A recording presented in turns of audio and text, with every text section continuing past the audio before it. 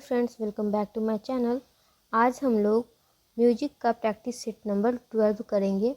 ये उपकार पब्लिकेशन का सेट आज हम लोग कर रहे हैं और इसका 11 सेट हम लोग कंप्लीट कर चुके हैं। इस बुक में आपको मिल जाएगा टोटल कितना सेट। तो टोटल सेट आपको 25 सेट दिया गया है इस बुक में। और एक सेट में आपको कितना क्वेश्चन है, तो एक सेट में आपको टोटल क्वेश्चन है 125। तो आप देख सकते हैं आपको इस बुक में 25 सेट मिल रहा है और 125 इंटू 25 आपको प्रैक्टिस क्वेश्चंस का हो जा रहा है। ठीक है, तो आपको टोटल जो है ये आपको टोटल आपको 3125 क्वेश्चंस का प्रैक्टिस सिर्फ यही बुक कर लेने से हो जाएगा। ठीक है, और इस बुक का हम लोग 11 सेट अभी तक कंप्लीट कर चुके हैं। बाकी आप लोग वीडियो नहीं देखे हैं तो प्लेलिस्ट बना हुआ जाके देख सकते हैं। और इस बुक में क्वेश्चंस काफ़ी अच्छा दिया गया है, इसमें कोई डाउट नहीं कि क्वेश्चंस कैसा है। तो क्वेश्चंस काफ़ी अच्छा है उपकार पब्लिकेशन के बुक में। हाँ, इसमें आंसर का कुछ बहुत सारा गलती आंसर का है जिसको सही कर करके वीडियो बनाया जा रहा है। ठीक है, तो ऐसा वीडियो आपको यूट्यूब पे कहीं देखने को नहीं मिलेगा। आप बुक भी खरीदते हैं तो आप गलत आंसर याद कर लेंगे। जो अभी नया इस फील्ड में है, नया म्यूजिक पढ़ रहे हैं, स्टार्ट किए हैं, तो उनको काफ़ी गलत याद हो जाएगा। ठीक है, तो ये सही आपको क्वेश्चन सॉल्व करवाने के लिए इस वीडियो को, इस प्रैक्टिस सेट को हम लोग करवा रहे हैं। तो आप अगर मेरे चैनल पर नए हैं तो सब्सक्राइब कर लीजिए और बाकी का वीडियो नहीं देखे जाके देख सकते हैं। चलिए हम लोग अब क्वेश्चन लगाना स्टार्ट करते हैं। ठीक है, तो फर्स्ट क्वेश्चन हमारा क्या कह रहा है, तो फर्स्ट क्वेश्चन हमारा कह रहा है कि संगीत के जन्म का मुख्य आधार किसको माना गया है। तो संगीत के जन्म का मुख्य आधार जो है ये माना गया है किसको, तो ओम को। इसके बारे में, ओम के बारे में पिछले वीडियो में बता चुके हैं हम लोग 11 नंबर सेट में, उसमें भी आया था ये इस टाइप का क्वेश्चन। तो उसमें क्लियर कर लिया गया है, तो आप देख लीजिएगा जाके तो क्लियर हो जाएगा। नेक्स्ट क्वेश्चन हम लोग का है 2 नंबर। पहले मनुष्य ने चलना, बोलना आदि क्रिया सीखी और तत्पश्चात उसके भाव जागृत हुए, फिर उन भावों की अभिव्यक्ति के लिए संगीत की उत्पत्ति हुई। यह कथन किस विद्वान का है, तो यह कथन जो है ये है जेम्स लॉक का कथन है। ठीक है, किसका है, जेम्स लॉक का कथन है। ठीक है फ्रेंड्स, थर्ड नंबर क्वेश्चन हमारा, हलटोरिस आइबो द्वारा लिखित पुस्तक का नाम बताइए। तो ये हलटोरिस आइबो जो थे ये पुस्तक लिखे थे जिसका नाम है क्या, द हिस्ट्री ऑफ म्यूजिक। ठीक है, ये संगीत से संबंधित बुक है, the history of music.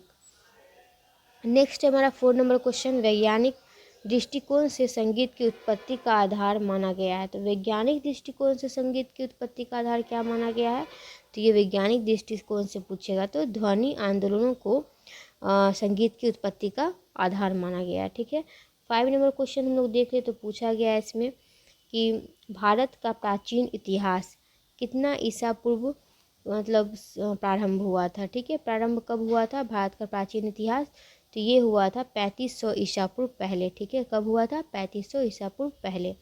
6 number question है, कौन सी कला समय एवं परिस्थिति के अनुसार बदलने की क्षमता रखती है। तो ऐसी कौन सी कला है जो समय एवं परिस्थिति के अनुसार बदलती रहती है, बदल सकती है, बदलने की क्षमता रखती है। तो ये संगीत कला ही हमारी है जो समय एवं परिस्थिति के अनुसार बदलती है। ठीक है, 7 नंबर नेक्स्ट क्वेश्चन हम लोग का है, सभी कलाएं मनुष्य के डैश की अभिव्यक्ति होती है। तो इसमें क्या हो जाएगा इसका आंसर फ्रेंड्स, सभी कलाएं मनुष्य के डैश की अभिव्यक्ति होती है, तो ये हो जाएगा भावों की, इमोशन जो होता है भाव, उसकी अभिव्यक्ति होती है। ठीक है, कला जो है वो इमोशन को प्रस्तुत करता है, इमोशन को दिखाता है, अपने भाव को लोग प्रकट कर पाता है कलाओं के माध्यम से। ठीक है, 8 नंबर क्वेश्चन है हमारा, एस्थेटिक्स का पर्याय क्या है। तो एस्थेटिक्स का पर्याय क्या हो जाता है, तो ये सौंदर्य शास्त्र हो जाता है। इसको सौंदर्य बोध भी बोलते हैं, तो यहाँ सौंदर्य बोध भी ए में ऑप्शन दिया है, लेकिन अगर दोनों रहे ऑप्शन में तो आपको सिर्फ सौंदर्य शास्त्र लगाना है। अगर सौंदर्य शास्त्र ऑप्शन में नहीं रहे तो सौंदर्य बोध लगा सकते हैं। तो ये एस्थेटिक्स जो है, एस्थेटिक्स का पर्याय सौंदर्य शास्त्र बनकर प्रचलित हुआ। ठीक है, क्या हुआ, सौंदर्य शास्त्र हो जाएगा इसका आंसर। अब है एस्थेटिक्स शब्द किस भाषा से लिया गया है, बताइए फ्रेंड्स। एस्थेटिक्स शब्द जो है किस भाषा से लिया गया है, तो ये ग्रीक भाषा से लिया गया है। किससे, तो ग्रीक भाषा से लिया गया है एस्थेटिक शब्द। ठीक है, अब ग्रीक भाषा से तो लिया गया है, लेकिन ग्रीक भाषा में उसको क्या कहते हैं, नेक्स्ट क्वेश्चन यही है हमारा कि ग्रीक भाषा में तो लिया गया है, लेकिन ग्रीक भाषा में उसको क्या कहते हैं, तो उसको कहते हैं एटोटिको। ठीक है, स्टेटिको होना चाहिए यहाँ पे, तो यहाँ पे एचेटिको ए हो जाएगा इसका आंसर, 10 का ए हो जाएगा। ठीक है, नेक्स्ट है हमारा 11 नंबर, सुमेलित करना है। ठीक है, सुमेलित इसमें करना है, तो इसमें बता दें आपको, इसका आंसर हो जाएगा आपको बी। ठीक है, इसमें हम क्लियर कर देते हैं आपको।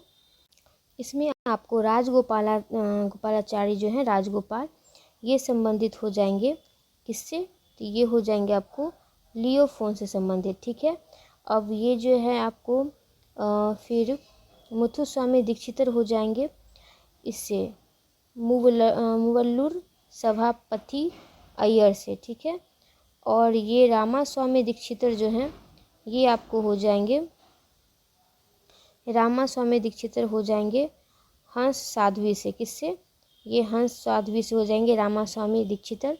और ये हो जाएंगे आपको षोडश गणपति कृति हो जाएगा संगीत परक पोषक स्तंभ से संबंधित। ठीक है, तो ये इससे हो जाएगा, इसका आंसर क्या हो जाएगा, इसका आंसर बी हो जाएगा। अब हम लोग 12 नंबर क्वेश्चन देख लेते हैं। 12 नंबर में बोला गया है भूलोको नरादा की पदवी किसे दी गई थी, तो भूलोको नरादा की पदवी जो है ये नरादा संगीत मकरंद के लेखक थे, उन्हें दी गई थी। ठीक है, 13 नंबर क्वेश्चन है विजय राघव पंचरत्न के स्वरकार कौन है, तो विजय राघव पंचरत्न के स्वरकार जो हैं ये हैं हमारे स्वाति थिरुनाल। कौन है, स्वाति थिरुनाल है, तो 13 का डी हो जाएगा आंसर। 14 है हमारा पद्म विभूषण से विभूषित तबला वादक कौन है, तो यहाँ पे पद्म विभूषण से विभूषित तबला वादक हो जाते हैं पंडित किशन महाराज। कौन, पंडित किशन महाराज।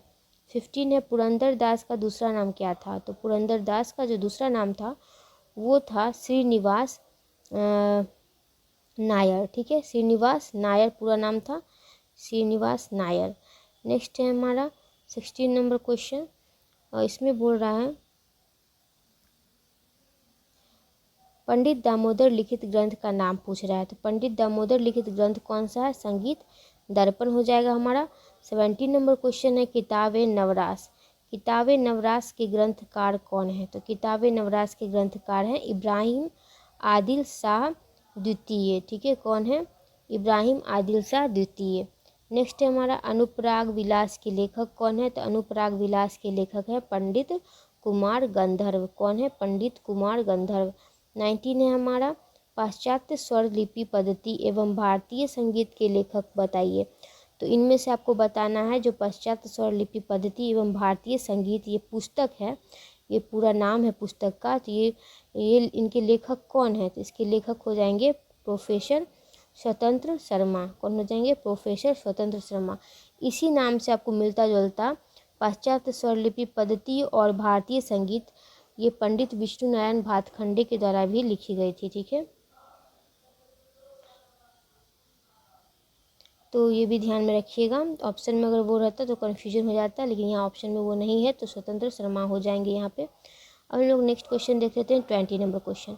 इसमें पूछा गया है स्वतंत्र किस सर्वप्रथम पूछा गया सर्वप्रथम किस ग्रंथ में रागों का ध्यान का उल्लेख है, तो सर्वप्रथम जो है ये वृहदेशी में हमारा रागों का ध्यान का उल्लेख है। 21 नंबर क्वेश्चन है मृदंग का संबंध है, तो मृदंग का संबंध किससे है, काष्ठ। काष्ठ में लकड़ी होता है, लकड़ी से है। पहले के टाइम में मिट्टी का मृदंग बनाया जाता था, लेकिन मिट्टी का मृदंग काफ़ी कमज़ोर होने लगा, तो इसका मतलब मिट्टी की जगह अब लकड़ी का उपयोग किया जाने लगा, तो यहाँ पे कास्ट आंसर होगा। ठीक है, अगर यहाँ दिया रहता पहले मृदंग का संबंध पहले के टाइम में किससे था, तो ये मिट्टी से हो जाता, लेकिन डायरेक्ट क्वेश्चन पूछा है मृदंग का संबंध किससे है, तो कास्ट हो जाएगा, लकड़ी। 22 है धा किट तकिट तका किस वाद्य का बोल है, तो ये जो बोल है धा किट तकिट तका ये हो जाता है पखावज का बोल। ठीक है, कायदा किस वाद्य की रचना है, तो कायदा जो है तबला वाद्य की रचना है। 24 है परन किस वाद्य से संबंधित है, तो परन जो है तबला से संबंधित है। 25 नंबर क्वेश्चन देख लेते हैं फ्रेंड्स। डेढ़ गुण किसे कहते हैं? तो डेढ़ गुण जो है ये कहते हैं 3/2 को। 3/2 को डेढ़ गुण कहते हैं। कैसे आप इसको निकाल सकते हैं ऐसे करके, ठीक है।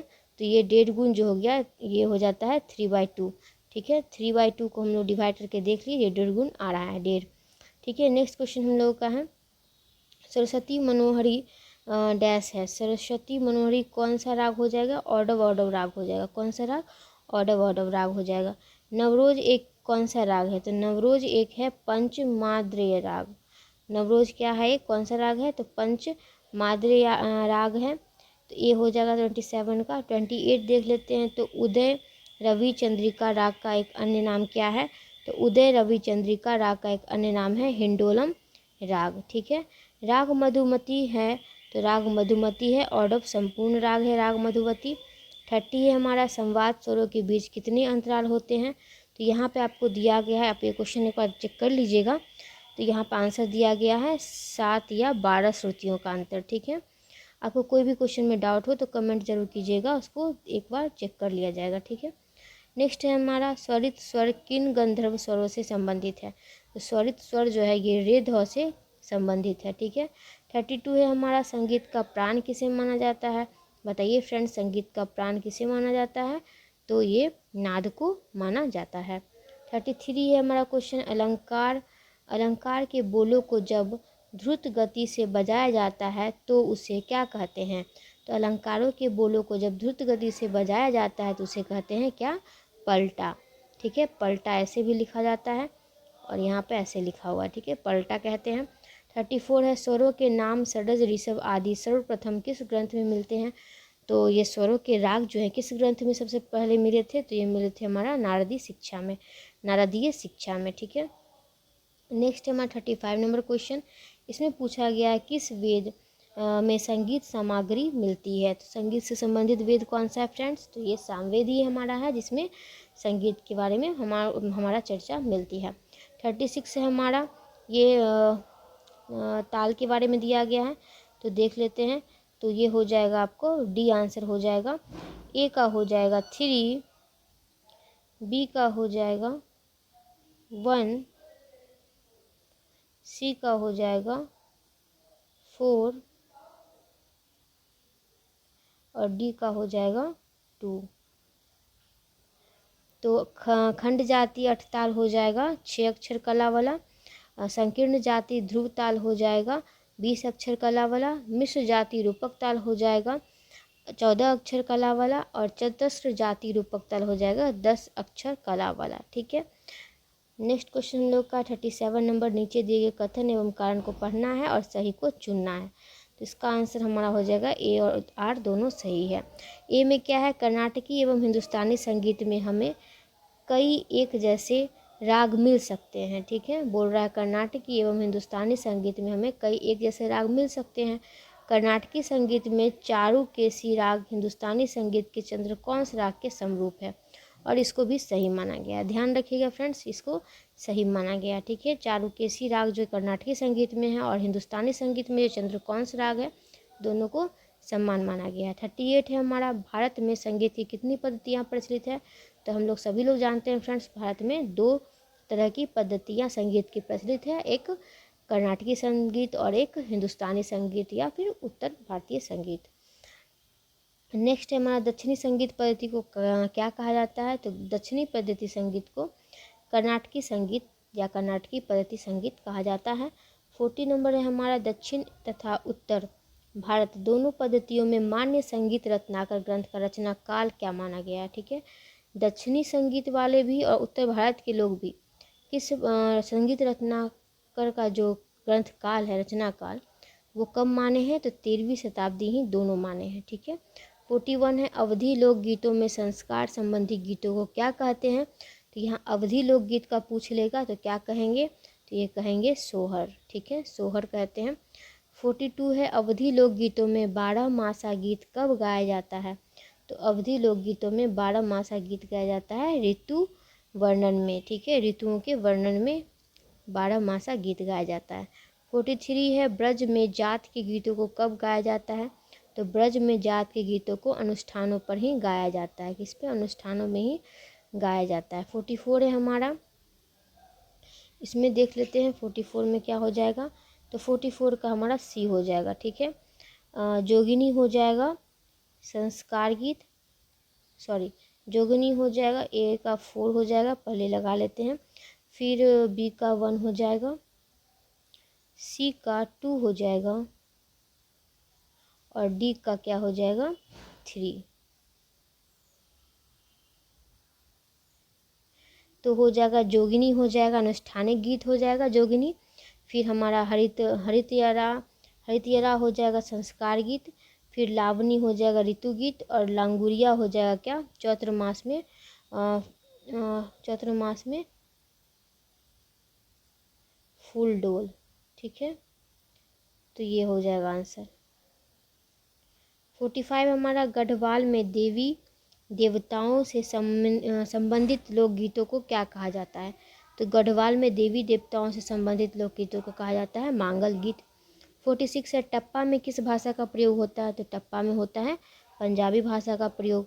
47 है ललन पिया किस गायन विधा से जुड़े थे। तो ललन पिया जो थे ये हमारे ठुमरी से जुड़े हुए थे, ठीक है, किससे, ठुमरी से। 48 है ठुमरी में किस भाषा शैली का प्रयोग होता है। तो ठुमरी में होता है किस भाषा शैली का प्रयोग। तो इसमें आपको क्या हो जाएगा फ्रेंड्स, संस्कृत दिया है, ठीक है, ये भी एक बार चेक कर लीजिएगा। ठुमरी में संस्कृत भाषा शैली का प्रयोग माना गया है। 49 है मियाँ सोरी के पिता का नाम बताइए।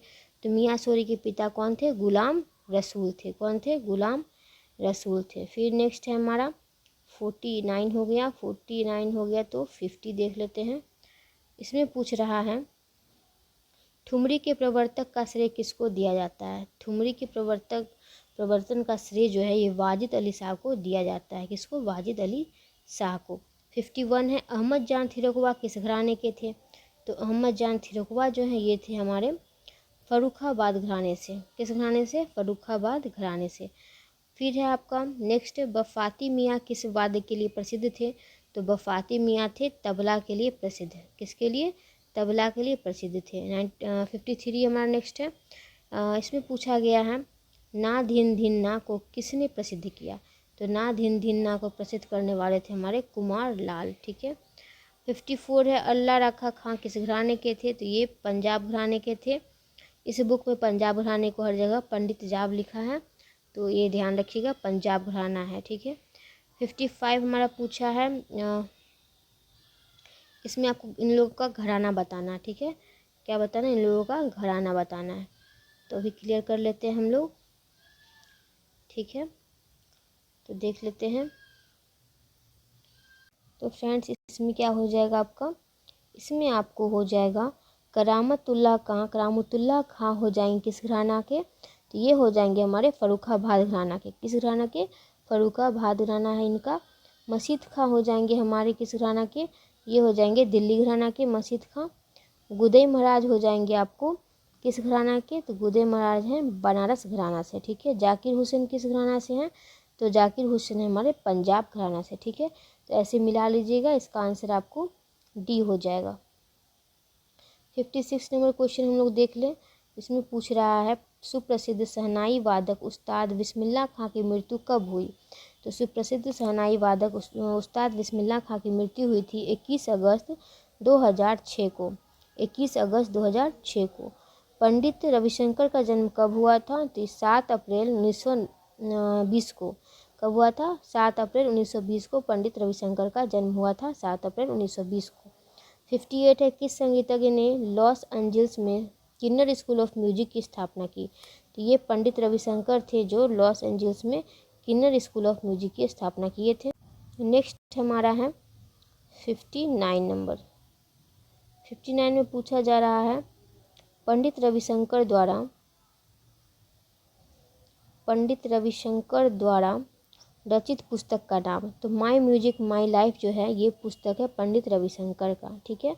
60 है हमारा किस कर्नाटक संगीत गायिका को भारत रत्न से सम्मानित किया गया था। तो ये MS सुब्बुलक्ष्मी जो है ये कर्नाटकी संगीत गायिका ही हैं जिनको सबसे पहले भी भारत रत्न इनको ही मिला था, ठीक है। तो भारत रत्न विजेता कौन हो गई, तो MS सुब्बुलक्ष्मी हो गई। 61 है राजा मान सिंह तोमर संगीत विश्वविद्यालय कहाँ स्थापित है? तो राजा मान सिंह तोमर संगीत विश्वविद्यालय आपको ग्वालियर में है, ठीक है, मध्य प्रदेश के ग्वालियर में। 62 है हमारा, इसमें कौन सा पुरस्कार किनको मिला है? तो ये देख लीजिए, इसका हो जाएगा आपको ए का 2 हो जाएगा, बी का हो जाएगा आपको 1, सी का हो जाएगा आपको 4,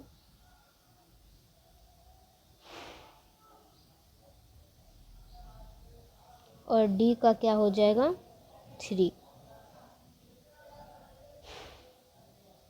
तो क्या हो गया यहाँ पर, हो गया बूढ़ादित्य मुखर्जी हो गए।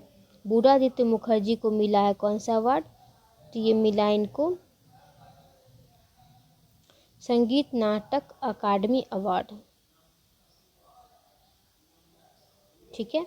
पंडित रविशंकर को क्या मिला है? तो भारत रत्न मिला है इनको। फिर है टीवी गोपाल कृष्णन को क्या मिला है? तो ये मिला है पद्म भूषण। और अली अहमद हुसैन को मिला है संगीत नाटक अकादमी अवार्ड, इनको भी मिला है, ठीक है। नेक्स्ट क्वेश्चन हम लोग देख लेते हैं 63 नंबर।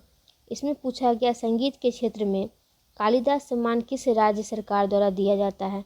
तो ये क्वेश्चन पहले भी हम लोग को सेट में आ चुका है, हम लोग कर चुके हैं, तो आप लोगों को पता होगा। बताइए जल्दी फ्रेंड्स, क्या हो जाएगा इसका आंसर?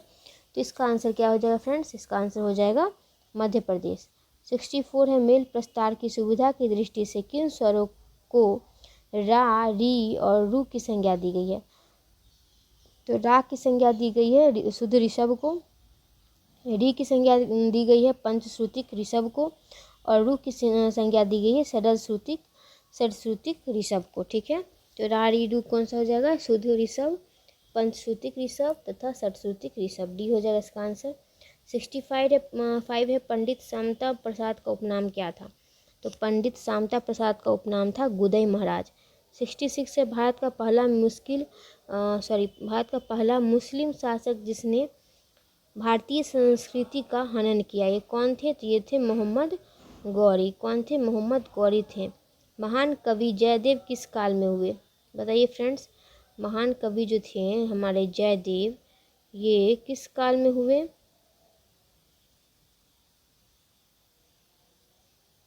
तो ये हुए थे हमारे 12वीं शताब्दी में, ठीक है, 12वीं शताब्दी में। 68 है कल्हण द्वारा रचित ग्रंथ कौन सा है? तो कल्हण कौन सा ग्रंथ रचित है? तो ये राजतरंगिणी जो है ये हो जाएगा कल्हण द्वारा रचित ग्रंथ। 69 है 13वीं शताब्दी के उत्तरार्ध में किस संगीत शास्त्री का उद्भव हुआ? 13वीं शताब्दी में कौन सा ग्रंथ आया था फ्रेंड्स? तो संगीत रत्नाकर आया था। तो वो कौन लिखे थे? सारंगदेव लिखे थे। तो इनका 13वीं शताब्दी का काल किनका हो जाएगा? सारंगदेव का हो जाएगा, ठीक है। 70 है खिलजी युग का समय कब तक माना जाता है? तो 1190 से 1320 तक माना जाता है, ठीक है। तो 71 हम लोग देख लेते हैं। अब 71 में पूछ रहा है, क्या क्वेश्चन पूछ रहा है? ऐन्द्रिक आनंद, काल्पनिक आनंद और बौद्धिक आनंद, आनंद प्राप्ति के ये 3 भेद किस विद्वान ने बताए? तो ये तीनों जो बताने वाले थे डेकार्ट, ठीक है, डेकार्ट बताए थे। ऐन्द्रिक आनंद, काल्पनिक आनंद और बौद्धिक आनंद। 72 है कला शब्द का पर्यायवाची शब्द क्या है? तो कला का पर्यायवाचित हो जाता है शिल्प, ठीक है। 73 है वात्स्यायन ने अपने ग्रंथ कामसूत्र में कितने प्रकार की कलाओं का वर्णन किया है? तो 64 कलाओं का वर्णन किया है। 74 उपयोगी कलाएं कहलाती है क्या? तो उपयोगी कलाएं कहलाती है यांत्रिक कलाएं। नेक्स्ट है ललित कला से तात्पर्य क्या है? तो ललित कला से तात्पर्य है आपका मानसिक आनंद लेना, मतलब मानसिक कला हो जाता है आपको ललित कला, ठीक है। रचनात्मक कला बोल सकते हैं, क्रिएटिव माइंड जिसको बोलते हैं, ये ललित कला के अंतर्गत क्रिएटिव माइंड वाले लोग कला आते हैं, ठीक है। नेक्स्ट हमारा क्या है? 76 नंबर क्वेश्चन। जयदेव कवि का जन्म किस शताब्दी में हुआ था? जयदेव कवि जो थे इनका जन्म कब हुआ था? तो 12वीं शताब्दी में हुआ था। कवि जयदेव की जन्मस्थली बताइए। तो जन्मस्थली बंगाल मानी जाती है। 78 है वैष्णव संप्रदाय के सुप्रसिद्ध महात्मा श्री यशोदानंद जी के शिष्य का नाम बताइए। तो ये शिष्य इनके कौन थे? जयदेव ही थे इनके शिष्य, ठीक है। गीत गोविंद के रचयिता का नाम बताना। तो गीत गोविंद के रचयिता थे कौन? जयदेव ही थे। 80 नंबर क्वेश्चन हमारा, 13वीं शताब्दी के पूर्वार्ध में देवगिरी के बादशाह के दरबार में किस संगीतज्ञ को आश्रय प्रदान किया गया था? तो ये सारंगदेव थे जिनको आश्रय प्रदान किया गया था। 81 है, संगीत समय सार ग्रंथ किस वर्ष में लिखा गया? तो संगीत सार ग्रंथ लिखा गया था संगीत समय सार ग्रंथ 1300 ईस्वी में। कब? 1300 ईस्वी में। अब 82 नंबर क्वेश्चन हम लोग देख लेंगे। इसमें पूछा जा रहा है संगीत समय सार ग्रंथ के रचयिता कौन थे? तो इनके रचयिता थे कौन? पार्श्वदेव। कौन थे? पार्श्वदेव। 83 है, संगीत समय सार में कितने अध्याय हैं? तो संगीत समय सार में है टोटल 10 अध्याय। कितने अध्याय? तो 10 अध्याय। 84 है, पार्श्वदेव ने किस ग्रंथ में उत्तरी भारत में प्रचलित देसी रागों का वर्णन किया था? तो पार्श्वदेव ने किस ग्रंथ में उत्तरी भारत में प्रचलित देसी रागों का वर्णन किया है? तो ये हो जाएगा हमारा संगीत समय सार ही। ठीक है। राग तरंगिणी का रचनाकाल कौन सा माना जाता है? तो राग तरंगिणी आया था 15वीं शताब्दी में लिखा गया था। 86 से हमारा समानांतर सप्तक का वाद्य कौन सा है? तो समानांतर सप्तक का वाद्य माना जाता है हारमोनियम को। नेक्स्ट है हमारा 10 मात्रा की ताल का नाम बताना है। तो 10 मात्रा की ताल कौन सी हो जाएगी? तो झप ताल हो जाएगी 10 मात्रा की ताल। अब पूछ रहा है दूर दूर किस वर्ग का वाद्य है? तो दूर दूर जो हो जाता है ये हो जाता है अवनद्य वाद्य। 89 है, तबला पखावज की पूरी परस्याही किससे बनाई जाती है? तो इनमें से ऑप्शन नहीं, इसमें ऑप्शन नहीं दिया है, तो यहाँ पर आंसर दिया आपको डी, इनमें से कोई नहीं। 90 है, किस भिन्न के द्वारा सवागुन होती है? तो ये 5/4 के द्वारा सवागुन होती है। ठीक है, क्या होती है? 5/4 के द्वारा सवागुन होती है। 90 हम लोग क्वेश्चन लोग कर लिए हैं। 91 देख लेते हैं। अब इसमें पूछा गया है राग के बारे में। पूछ रहा है दो मध्यम वाला राग कौन सा है? तो मारू बिहाग जो है ये है दो मध्यम दो मध्यम वाला राग। 92 है, सुमेलित करना है। इसका आंसर हो जाएगा सी। ठीक है, तो रे ध कोमल और मौ तीव्र, इसका आंसर हम लोग देख लेते हैं। ये क्वेश्चन आपको एक और सेट में आया था, उसमें गलत आंसर दिया था, तो कमेंट में सही आंसर आपको पिन कर दिए थे, लेकिन यहाँ पे देखिए सेम क्वेश्चन है, यहाँ पे सही आंसर दिया गया। तो यहाँ पे हम लोग देख लेंगे इसका क्या हो जाएगा। रेधो कोमल और मौ तीव्र जो है ये आपको हो जाएगा पुड़िया धनाश्री में। किसमें? पुड़िया धनाश्री में होता है। रे गोधो कोमल और मौ तीव्र होता है किसमें? तो रे गोधो तीनों कोमल है। ठीक है, तो ये हो जाएगा क्या? तो बी का आपको हो जाएगा 3 तोरी में। और उसके बाद सी का हो जाएगा मौनी वर्जित किसमें होता है? तो सी का हो जाएगा आपको 4 भूपाली में। और रेपो वर्जित होता है मालकौंस में। ठीक है, इसका सी आंसर होगा, ध्यान से देख लीजिएगा। आश्रय राग कौन सा है? तो आश्रय राग हो जाएगा ये सारंग। ठीक है, सारंग हो जाएगा। नेक्स्ट क्वेश्चन हम लोग का है 94 नंबर। 94 में पूछा गया है उत्तर भारतीय संगीत में कितने ठाट स्वीकृत किए गए हैं? तो उत्तर भारतीय संगीत में टोटल हो जाते हैं 10 ठाट। 95 है, निम्नलिखित रागों में से सायंकालीन ठुमरी गायन के लिए कौन सा राग प्रसिद्ध है? तो ठुमरी गायन के लिए कौन सा प्रसिद्ध है? तो पीलू प्रसिद्ध हो जाएगा। सायंकालीन ठुमरी गायन के लिए पीलू प्रसिद्ध है। सरस ग्राम की अविरुद्धता मूर्छना का आरंभिक स्वर कौन सा है? तो अविरुद्धता जो मूर्छना है सरस ग्राम का, उसका आरंभिक स्वर हो जाता है रे।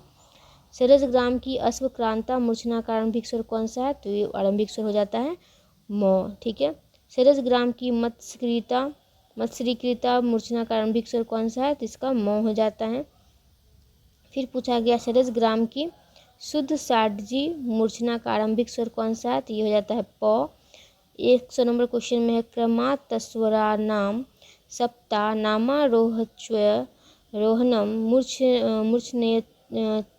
मूर्छनेत्युच्यते ग्राम द्वित सप्त सप्त च। ये पढ़ लीजिएगा, ये थोड़ा संस्कृत है तो थोड़ा गलती हो रहा है।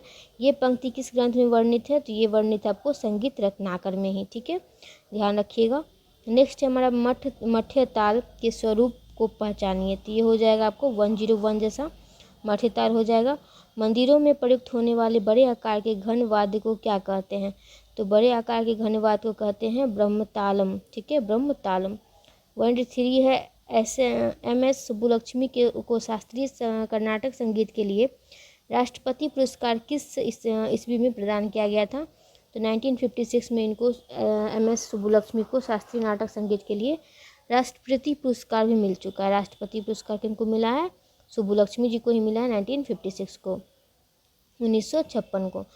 104 नंबर क्वेश्चन है, दक्षिण भारत की चतस्र जाति की ध्रुव ताल में कितनी मात्राएं होती है? तो दक्षिण भारत की चतस्र जाति की ध्रुव ताल में होती है 14 मात्रा।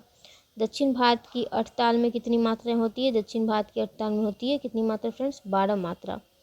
106 नंबर क्वेश्चन है हमारा, गुरु पंकज चरण दास व केलू चरण महापात्र को किस नृत्य की परंपरा को अग्रसर करने का श्रेय जाता है? मतलब आगे बढ़ाने का श्रेय किनको मतलब जाता है? कौन से नृत्य को आगे बढ़ाने का श्रेय?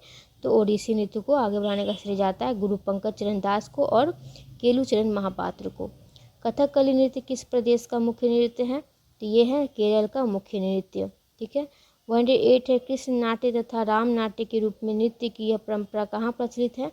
तो कृष्ण नाट्य तथा राम नाट्य के रूप में नृत्य की परंपरा प्रचलित है आपको मालाबार में, मालाबार में। 109 है, महाराज वीर केरल वर्मा को किस नृत्य का वर्तमान स्वरूप देने का श्रेय जाता है? तो ये वर्तमान जो कथकली है इसका स्वरूप देने का श्रेय जाता है महाराज वीर केरल वर्मा को। ठीक है। 110 नंबर क्वेश्चन है, किस नृत्य में मुखौटे लगाकर रामायण एवं महाभारत की कथाओं का अभिनय केवल मुद्राओं के द्वारा किया जाता है? तो ये कथकली में किया जाता है जो कि केरल में होता है। 111 है हमारा, गीत के कितने भेद हैं? तो गीत के भेद हैं 6 भेद हैं। 112 में निम्नलिखित में से गीत के अंगों को अभिनिर्धारित कीजिए। तो ये पंचम गीत हो जाएगा। नेक्स्ट क्वेश्चन हम लोग का 113 नंबर, ध्रुवा गीत के कितने भेद हैं? ध्रुवा गीत के 5 भेद हो जाते हैं। कौन कौन से भेद हैं आप लोग को जानना है तो बता देते हैं। चलिए, तो ध्रुवा गीत के 5 भेद हैं, कौन कौन से हैं? पहला आपको हो जाते हैं प्रावंशिकी। ठीक है, आप लोग नोट कर सकते हैं इसको। प्रावंशिकी हो जाता है पहला। सेकेंड हो जाता है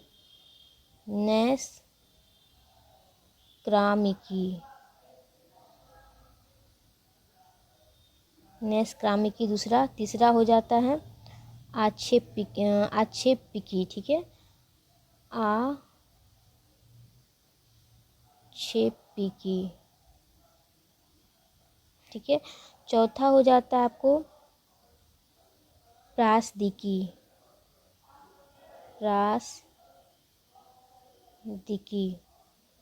और पांचवा लास्ट क्या हो जाता है? पांचवा होता है अंतरा। क्या होता है पांचवा? अंतरा। पहला हो जाएगा प्रवंशिकी। क्या हो जाएगा? प्रावंशिकी। दूसरा हो जाएगा निष्क्रामिकी।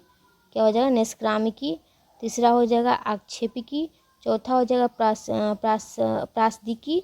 और 5 हो जाएगा आपको 5th अंतरा। ठीक है, ये 5 भेद हैं ध्रुवा के। अब हम लोग नेक्स्ट क्वेश्चन देख लेंगे। फ्रेंड्स, वीडियो अच्छा लगा हो तो एक लाइक ज़रूर कर दीजिए, वीडियो को शेयर कर दिया कीजिए, और नए हैं चैनल पे सब्सक्राइब कर लीजिए और कमेंट कीजिएगा। वीडियो अच्छा लगेगा तो कमेंट जरूर किया कीजिए। नेक्स्ट क्वेश्चन हम लोग का 114 नंबर है। इसमें पूछा गया है निम्नलिखित को सही क्रम में स्थापित करना है। तो इसका ए आंसर हो जाएगा। पहला हो जाएगा, देखिए यहाँ दिया गया ही है। ठीक है, प्रावेशिकी हो जाएगा पहला। फिर हो जाएगा अंतरा। ये क्रम वाइज दिया गया, सही क्रम में ही आप लोग लिख लीजिएगा। जैसे पहला प्रावेशिकी हो जाएगा, फिर अंतरा हो जाएगा, फिर आपको हो जाएगा आक्षेपिकी, फिर हो जाएगा आपको निष्क्रामिकी, फिर हो जाएगा प्रसादिकी। ठीक है। 115 है आपका, सुमेलित करना है सूची को। ठीक है, इसमें आपका आंसर हो जाएगा ए। एक वस्तु में निबद्ध गीत। एक वस्तु में निबद्ध गीत है, ये कहलाता है चतुष्पदा। एक वस्तु में निबद्ध गीत क्या कहलाता है? चतुष्पदा कहलाता है। नेक्स्ट है हमारा, नेक्स्ट हम लोग देख लेते हैं। नेक्स्ट बोला गया है 2 वस्तु में निबद्ध गीत। तो 2 वस्तु में निबद्ध गीत हो जाता है आपको क्या? ध्रुवा हो जाता है। उसके बाद 3 वस्तु में निबद्ध गीत क्या कहलाता है? 3 वस्तु में निबद्ध गीत कहलाता है मद्रक। और 4 वस्तु में निबद्ध गीत कहलाता है परिगीतिका। ठीक है। 116 है, रजब अली खां किस घराने से संबंधित थे? तो रजब अली खां जो थे ये थे आपको जयपुर घराने के। ठीक है, और देवास में वो देवास में रहते थे। नेक्स्ट है हमारा 117 नंबर, बेगम अख्तर ने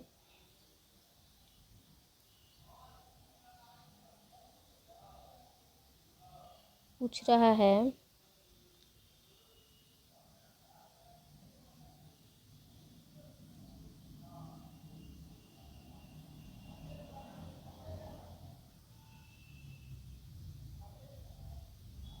है बेगम अख्तर ने संगीत शिक्षा किससे ग्रहण की, तो ये अता हुसैन खां से ग्रहण की थी।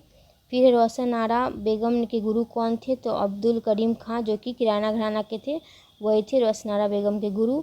119 है आपका, हीराबाई बड़ौदकर किस घराना से की सुप्रसिद्ध गायिका थी, तो हीराबाई बड़ौदकर थी आपको किराना घराना की।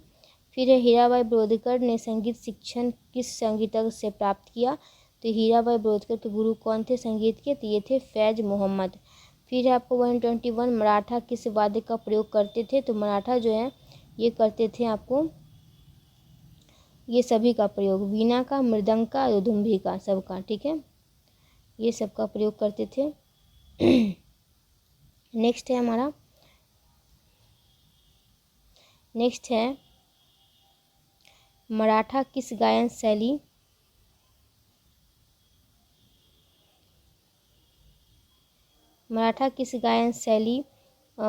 को अधिक पसंद करते थे, ये ध्रुपद को मराठा ज़्यादा पसंद करते थे। फिर है हमारा मशहूर सासर गालिब किस संगीत प्रिय शासक के दरबार में थे, तो ये बहादुर शाह जफर के दरबार में थे मशहूर सासर गालिब, ठीक है। नेक्स्ट है हमारा 124 नंबर क्वेश्चन, तानरस खां किसके दरबारी गायक थे, तानरस खां जो थे ये बहादुर शाह जफर के ही दरबारी गायक थे। लास्ट क्वेश्चन हमारा है सुर सिंगार वाद्य का आविष्कार किसने किया, तो इनको प्यार खां को इसका श्रेय जाता है सुर सिंगार वाद्य का आविष्कार के लिए। ठीक है फ्रेंड्स, आज के वीडियो के लिए बस इतना ही। वीडियो अच्छा लगा हो एक लाइक एक कमेंट जरूर कर लीजिएगा, वीडियो को शेयर कीजिएगा, चैनल को सब्सक्राइब कीजिएगा। थैंक्स फॉर वॉचिंग की लिंक की लर्निंग। मिलते हैं नेक्स्ट वीडियो में, तब तक के लिए ध्यान रखिएगा।